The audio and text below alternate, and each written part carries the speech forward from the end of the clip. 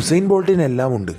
സ്പീഡും world champion ചേരുന്ന സ്റ്റൈലും ജനിച്ചത് തന്നെ ലോകത്തിലെ ഏറ്റവും വേഗതയേറിയ അത്ലറ്റ് ആകാൻ വേണ്ടിയാണെന്ന് തോന്നിക്കും വിധമുള്ള പേരും.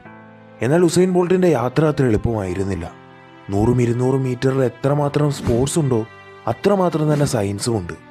ഒരു അത്ലറ്റിൻ്റെ ടെക്നിക്കും അവരുടെ ശരീരഘടനയും ഒരു വലിയ സ്വാധീനം ചെലുത്തുന്നുണ്ട്. ഉസൈൻ ബോൾട്ടിൻ്റെ ശരീരത്തിൽ കുറച്ച് പ്രശ്നങ്ങൾ ഉണ്ടായിരുന്നു. SMU ടെക്സസിലെ റിസർച്ചേഴ്സ് കണ്ടെത്തിയൊരു കാര്യം, ഉസൈൻ ബോൾട്ടിൻ്റെ ഇടത്തെ കാല് വലത് കാലിനേക്കാൾ 12% കുറവ് ഫോഴ്സാണ് ഉൽപ്പാദിപ്പിക്കുന്നത്. ബോൾട്ടിൻ്റെ ഓട്ടോബയോഗ്രഫി അനുസരിച്ച് അദ്ദേഹത്തിൻ്റെ ഇടത്തെ കാലിന് സ്കോളിയോസിസ് കാരണം വലത് കാലിനേക്കാൾ 1 ഇഞ്ച് നീളം കുറവാണ്. ഇത് കാരണമാണ് അദ്ദേഹം ഒരു കാലിൽ കൂടുതൽ ഫോഴ്സ് ജനറേറ്റ് ചെയ്യുന്നത്.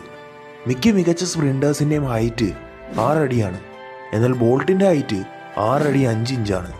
അദ്ദേഹത്തിൻ്റെ കോച്ച് ബോൾട്ടിനോട് പറഞ്ഞിരുന്നത്, നീ 100 മീറ്ററിന് പകരം 400 മീറ്ററാണ് ഓടേണ്ടത് എന്നാണ്.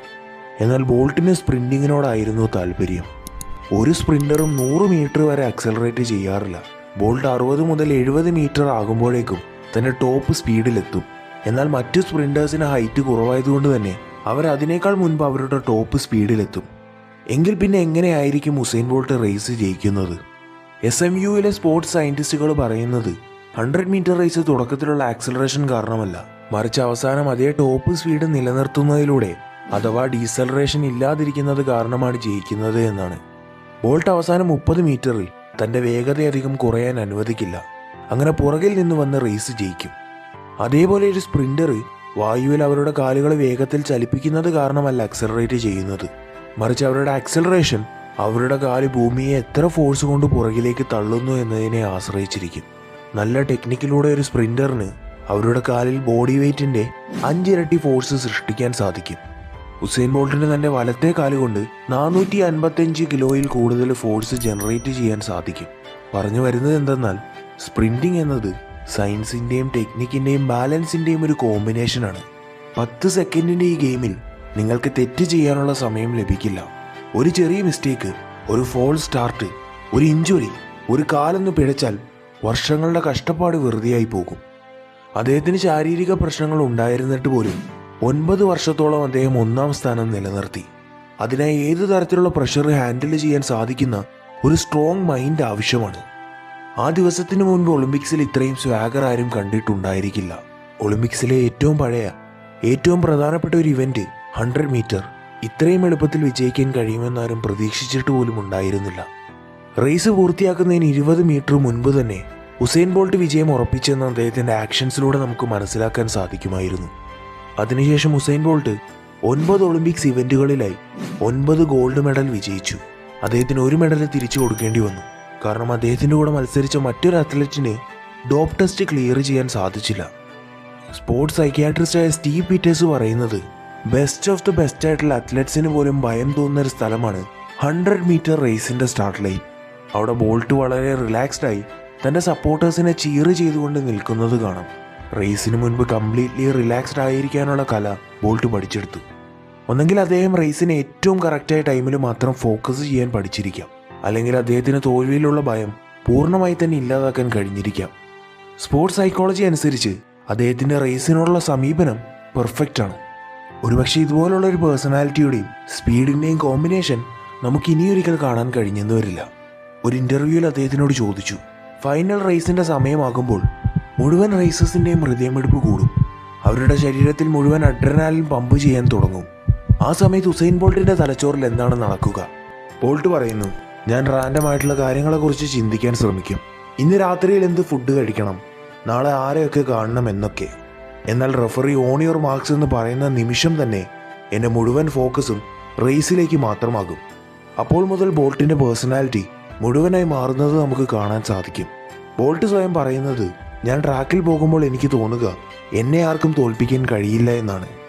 ബോൾട്ടിൻ്റെ ഫൺ പേഴ്സണാലിറ്റി കണ്ടാൽ എങ്ങനെ ഈ വ്യക്തി ഒരു വേൾഡ് റെക്കോർഡ് ഹോൾഡറായെന്നൊക്കെ നമുക്ക് സംശയം തോന്നിയേക്കാം. എന്നാൽ അദ്ദേഹത്തിൻ്റെ വിജയത്തിന് പുറകിൽ കൃത്യമായ ടൈമിങ്ങോട് കൂടിയുള്ള ഫോക്കസ് ഉണ്ട്. 22 വയസ്സുണ്ടായിരുന്നപ്പോൾ ബോൾട്ട് തൻ്റെ കോച്ചിനെ കുറിച്ച് പറഞ്ഞതാണ്, എല്ലാ ചോദ്യങ്ങൾക്കും എൻ്റെ കോച്ച് തന്നിരുന്ന ഉത്തരം നോ എന്നായിരുന്നു. ഞാൻ എത്ര നന്നായി റേസ് ഓടിയാലും, ഞാൻ എത്ര നന്നായി ഡ്രിൽസ് ചെയ്താലും എൻ്റെ ടെക്നിക്ക് നല്ലതാണോ എന്ന് അദ്ദേഹത്തിനോട് ചോദിക്കുമ്പോൾ അദ്ദേഹത്തിൻ്റെ ഉത്തരം എപ്പോഴും നോ എന്നായിരുന്നു. ഒരുപക്ഷെ അങ്ങനെ പറയേണ്ടത് ഒരു കോച്ചിൻ്റെ ജോലിയായിരുന്നിരിക്കാം. എന്നാൽ ബോൾട്ട് എന്നും ഒരു ടോപ്പ് അത്ലറ്റ് ആയിരുന്നില്ല. കോച്ച് മിൽസ് ബോൾട്ടിനെ ട്രെയിൻ ചെയ്യാൻ ആരംഭിച്ചപ്പോൾ അദ്ദേഹത്തെ നിരന്തരം പരിക്കുകൾ അലട്ടിയിരുന്നു. അന്നത്തെ ക്രിട്ടിക്സിന്റെ വിശ്വാസം ഈ 18 വയസ്സുള്ള അത്ലറ്റിന്റെ കരിയർ കൂടിപ്പോയാൽ 2-3 വർഷമേ നിലനിൽക്കൂ എന്നായിരുന്നു.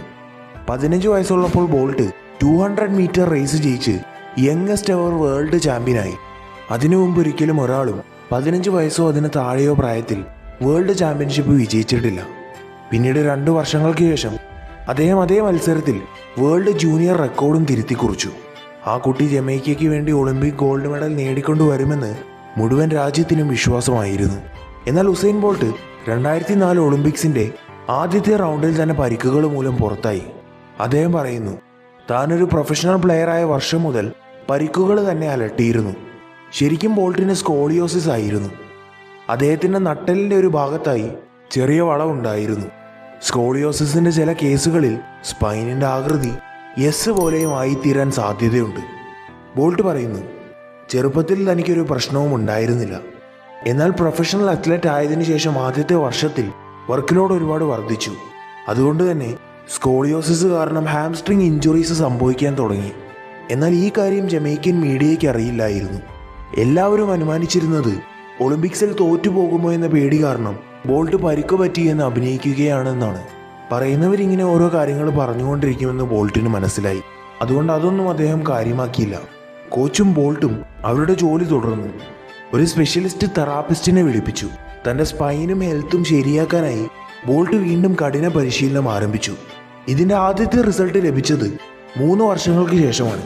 2007 വേൾഡ് ചാമ്പ്യൻഷിപ്പിൽ അദ്ദേഹം 2 സിൽവർ മെഡലുകൾ നേടിയെടുത്തു. ബോൾട്ട് പറയുന്നു, കോച്ച് മിൽസ് അദ്ദേഹത്തെ പരിക്കുകൾ കൊണ്ട് ബുദ്ധിമുട്ടിയിരുന്ന അത്ലറ്റിൽ നിന്നും ചാമ്പ്യനാക്കി മാറ്റി. എന്നാൽ പ്രഷറിൽ നിന്നും രക്ഷപ്പെടാനുള്ള മാർഗം അന്ന് 15 വയസ്സുള്ള ബോൾട്ടിന് തനിയെ കണ്ടെത്തണമായിരുന്നു. 2002 കിങ്സ്റ്റൺ ജമൈക്കയിൽ ജൂനിയർ വേൾഡ് ചാമ്പ്യൻഷിപ്പ് നടന്നു. അത് കണ്ട് എല്ലാവരും പറഞ്ഞത്, നീ 100 മീറ്റർ ഓടാൻ വേണ്ടി ജനിച്ചവനല്ല എന്നാണ്. അന്ന് ആ 15 വയസ്സുള്ള പയ്യൻ അതേ നഗരത്തിന് മുന്നിൽ ഓടാൻ ഭയന്നിരുന്നു. ബോൾട്ടിൻ്റെ അമ്മ പറഞ്ഞത് അവൻ ഭയം കാരണം കരയുന്നുണ്ടായിരുന്നു എന്നാണ്. ബാക്കിയുള്ള കുട്ടികളൊക്കെ തന്നെ സ്ട്രോങ് ആയിരുന്നു. ബോൾട്ട് തന്നെ നഗരത്തിന് മുന്നിൽ തോൽക്കാൻ ആഗ്രഹിച്ചിരുന്നില്ല. ബോൾട്ട് ആ ദിവസം അദ്ദേഹത്തിൻ്റെ ഭയത്തിനെ തോൽപ്പിച്ച് ആ റേസിൽ വിജയിച്ചു. അദ്ദേഹം പറയുന്നു, ആ ദിവസം എൻ്റെ ഭയത്തെ മറികടന്നത് എൻ്റെ ജീവിതത്തിലെ തന്നെ ഏറ്റവും വലിയൊരു ടേണിംഗ് പോയിന്റ് ആയിരുന്നു. അതിനുശേഷം ഒരു റേസിലും ഞാൻ എന്നെ അതുപോലെ ഭയക്കാൻ അനുവദിച്ചില്ല. എഫേർട്ട്ലെസ് പെർഫോമൻസ് എന്ന് പറയുന്നൊരു കാര്യമില്ല. ഞാൻ ഓടുന്നത് കണ്ടിട്ട് ഒരുപാട് ആളുകൾ എന്നോട് പറഞ്ഞത്, താങ്കൾ സ്പ്രിൻറ്റിങ് എത്ര നിസ്സാരമായാണ് ചെയ്യുന്നത്, തീർത്തും എഫേർട്ട്ലെസ്. ബോൾട്ട് പറയുന്നു, ആ ഒരു ലെവലിലേക്ക് എത്തുന്നതിന് മുൻപ് വരെ എല്ലാം വളരെ കഠിനമാണ്. ഓരോ ദിവസവും രാവിലെയും വൈകുന്നേരവും സാക്രിഫൈസസ് ആണ്. കഠിനമായി പരിശീലിക്കുമ്പോൾ ശരീരം വേദന കൊണ്ട് നിർത്താൻ പറഞ്ഞു പോകും. ഇനി തിരിച്ച് വീട്ടിലേക്ക് മടങ്ങാമെന്നും. രാവിലെ ഉണരുമ്പോൾ ഇന്നുള്ള കഠിനമായ ട്രെയിനിങ്ങിനെ കുറിച്ച് ഓർമ്മ വരും. ഇന്നൊരു ദിവസം വിശ്രമിക്കാമെന്ന് മനസ്സ് പറഞ്ഞുകൊണ്ടിരിക്കും. എന്നാൽ പോയല്ലേ പറ്റൂ. പരിശീലിക്കുന്നത് റേസിനേക്കാൾ ഒരുപാട് ബുദ്ധിമുട്ടാണ്. ഒരു റിപ്പോർട്ടർ ഉസൈൻ ബോൾട്ടിന്റെ പരിശീലനം കണ്ട് പറഞ്ഞത്, താങ്കളെ ഇത്രയും കഷ്ടതയിൽ മുൻപൊരിക്കലും കണ്ടിട്ടില്ല. ബോൾട്ട് ഉടനടി പറഞ്ഞ മറുപടി, താങ്കൾ യാഥാർത്ഥ്യം കാണാനല്ലേ വന്നത്. ശരിക്കുമുള്ള കഷ്ടപ്പാട് എന്തെന്ന് പലരും കാണാറില്ല. ഇതെല്ലാം തന്നെ ഞാൻ ചെയ്യുന്നത് ആ ഒരൊറ്റ റേസിന് വേണ്ടിയിട്ടാണ്. അടുത്തതായി ബോൾട്ട് പറയുന്ന മറ്റൊരു കാര്യം, റേസിൽ ചെന്നതിന് ശേഷം നിങ്ങൾ കോൺഫിഡൻസ് അന്വേഷിച്ചിട്ട് കാര്യമില്ല. അതിനുള്ള തയ്യാറെടുപ്പ് റേസിന് മുന്നേ തന്നെ ചെയ്തിരിക്കണം. റേസിന് ചെന്നതിന് ശേഷം തൊട്ടടുത്തുള്ള റേസർ എന്നെ തോൽപ്പിക്കുമോ എന്ന് ചിന്തിച്ചിട്ട് കാര്യമില്ല. തൊട്ടടുത്തുള്ള വേൾഡ് ചാമ്പ്യൻ ആണെങ്കിൽ കൂടി നിങ്ങൾ നിങ്ങളുടെ ഏറ്റവും മികച്ച സ്പ്രിന്റ് ഓടിയിരിക്കണം. ഒരുപക്ഷെ ഇന്ന് അദ്ദേഹത്തിൻ്റെ ദിവസമല്ലെങ്കിലോ. അതുകൊണ്ട് ഏറ്റവും ആദ്യം മെൻ്റലി തയ്യാറായിരിക്കേണ്ടത് ആവശ്യമാണ്. ബോൾട്ട് പറയുന്നു, learn how to lose. Bolt തന്നെ മേലെ പ്രഷർ വരാൻ അനുവദിക്കാറില്ല. അദ്ദേഹം എപ്പോഴും തന്നെ ഓർമ്മിപ്പിച്ചുകൊണ്ടേയിരിക്കും, എനിക്ക് എല്ലായ്പ്പോഴും വിജയിക്കാൻ കഴിഞ്ഞെന്ന് വരില്ല. ചിലത് വിജയിക്കും, ചിലത് വിജയിക്കില്ല. എല്ലാ സ്പോർട്സും അങ്ങനെ തന്നെയാണ്. എൻ്റെ കോച്ച് എന്നെ ആദ്യം പഠിപ്പിച്ചതും ദീർഘകാലം വിജയിക്കണമെങ്കിൽ ആദ്യം തോൽക്കാൻ പഠിക്കണം. അദ്ദേഹം പറഞ്ഞതിനർത്ഥം തോൽവിയിൽ നിന്നും പഠിക്കാൻ കഴിയുന്ന കാര്യങ്ങളൊക്കെ പഠിച്ചെടുത്തെങ്കിൽ മാത്രമേ ദീർഘകാലം വിജയിക്കാൻ സാധിക്കൂ എന്നാണ്. Push the mental barrier. Bolt പറയുന്നു, തുടക്കത്തിൽ ആവശ്യത്തിലേറെ കഷ്ടപ്പെട്ടിട്ട് ട്രെയിനിങ് പൂർത്തിയാക്കാൻ കഴിയാതെ പോകുന്ന ഒരുപാട് അത്ലറ്റ്സിനെ ഞാൻ കണ്ടിട്ടുണ്ട്. എൻ്റെ കോച്ച് എപ്പോഴും പറഞ്ഞിരുന്നത് അവസാനത്തെ സെറ്റ് ഓഫ് എക്സസൈസസ് ആണ് ഏറ്റവും ഇമ്പോർട്ടൻ്റ് എന്നാണ്. യഥാർത്ഥ ഇമ്പ്രൂവ്മെൻറ്റും മെൻ്റൽ പ്രിപ്പറേഷനും ഒക്കെ അവസാനത്തെ ആ സെറ്റിൽ നിന്നാണ് ലഭിക്കുക. എല്ലാം മതിയാക്കി വീട്ടിലേക്ക് പോകാമെന്ന് തോന്നുമ്പോൾ അപ്പോഴാണ് നിങ്ങൾ നിങ്ങളുടെ മെൻ്റൽ ബാരിയർ മറികടക്കേണ്ടത്. ഈ മെൻ്റൽ ബാരിയർ മറികടക്കുന്നതാണ് യഥാർത്ഥ ഇമ്പ്രൂവ്മെൻറ്റ്. ഈ വീഡിയോ ഇഷ്ടമായെങ്കിൽ തീർച്ചയായും നിങ്ങളുടെ സുഹൃത്തുക്കൾക്കും പ്രിയപ്പെട്ടവർക്കും ഷെയർ ചെയ്ത് നൽകുക.